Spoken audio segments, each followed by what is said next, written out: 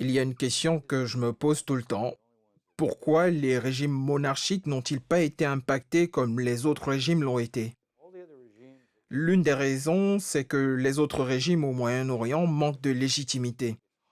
Il est difficile d'expliquer pourquoi les dirigeants s'accrochent au pouvoir. Cependant, les régimes monarchiques ont la légitimité de détention du pouvoir qui les accompagne tout le temps en conférant au roi le droit de gouverner. Les citoyens l'acceptent la plupart du temps.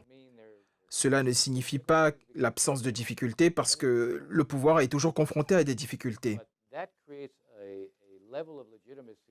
Toutefois, les régimes monarchiques jouissent d'un degré de légitimité dont ne disposent pas les autres régimes dont nous avons parlé. D'autre part, vous remarquerez qu'il n'a pas été aisé pour le Maroc de s'isoler complètement de sa région dans laquelle les populations essayent de sortir de la répression. Mais le sentiment de désorganisation totale qui emprunte certains pays voisins du Maroc et la grande instabilité, en plus du sentiment d'insécurité, ont un grand impact.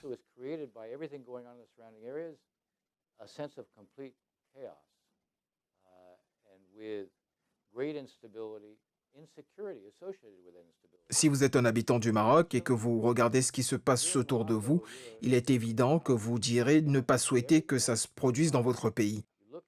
C'est aussi le cas de la Jordanie qui souffre d'un manque de ressources, surtout qu'elle accueille plus d'1 million de réfugiés syriens, ce qui accentue la pression économique.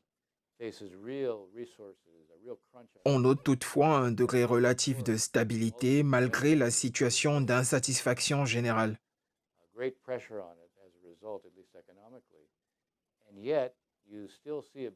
Ceci étant, la dernière chose que les Jordaniens souhaitent, c'est de perdre la sécurité.